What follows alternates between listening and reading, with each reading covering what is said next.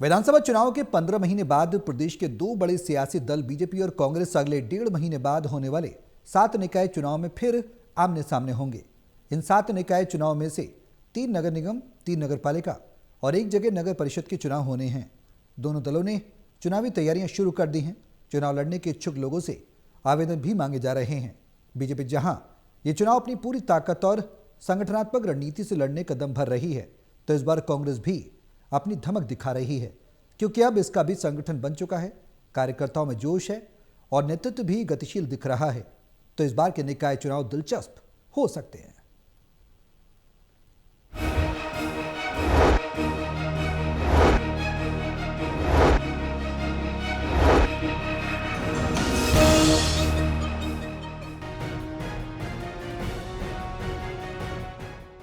अक्टूबर 2024 में हुए विधानसभा चुनाव में उलटफेर का शिकार होकर अब फिर संभली प्रदेश कांग्रेस निकाय चुनाव की तैयारी में लग गई है। करीब 15 महीने बाद एक बार फिर बीजेपी और कांग्रेस का आमना सामना होगा। इस दौरान बीजेपी ने जहां अपने मजबूत नेताओं और सरकारों के दम पर संगठन को इतना मजबूत कर लिया है कि इसे चुनौती देना बहुत मुश्किल है, पर अब कांग्रेस का संगठन बन जाने, राहुल गांधी की सक्रियता और एंग्री यंग मैन की छवि बन जाने से कांग्रेस अब लड़ने लायक हो गई लगती है।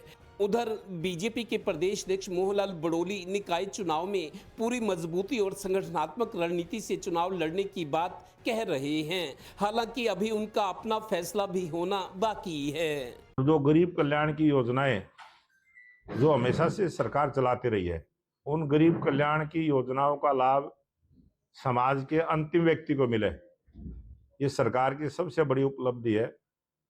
और उसी पर आज देश के प्रधानमंत्री नरेंद्र मोदी जी की जो सरकार है वो काम कर रही है। गौरतलब है कि दोनों बड़े सियासी दलों ने अपनी अपनी चुनावी तैयारी तेज कर दी है। इन दोनों बड़ी पार्टियों के अलावा इनेलो जजपा भी निकाय चुनाव लड़ने की तैयारी में हैं। इससे उनकी पार्टी में पैनापन आ जाएगा। हालांकि ये अभी तीसरी और चौथी सियासी ताकत है और थोड़ा बहुत उलटफेर कर सकते हैं। वैसे डिफेंडिंग चैंपियन बीजेपी और अटैकिंग मोड में आ चुकी कांग्रेस में इस बार निकाय चुनाव दिलचस्प होगा। ये चुनाव 3 नगर निगमों, 3 नगर पालिकाओं और 1 जगह नगर परिषद के लिए होने हैं। कांग्रेस के बड़े नेता प्रतिपक्ष भूपेंद्र सिंह हुड्डा और सीएम बनने की तलबगार सांसद कुमारी शैलजा की प्रतिष्ठा इन निकाय चुनाव में दांव पर है। सोनीपत में पूर्व सीएम भूपेंद्र सिंह हुड्डा और उनके सांसद पुत्र दीपेंद्र हुड्डा की अच्छी पकड़ है, तो अंबाला और अंबाला संसदीय क्षेत्र का ही हिस्सा पंचकुला, इन 2 जगह नगर निगमों के चुनावी नतीजे यहां से कई बार सांसद रही कुमारी शैलजा के लिए भी प्रतिष्ठा का सवाल बन गए हैं।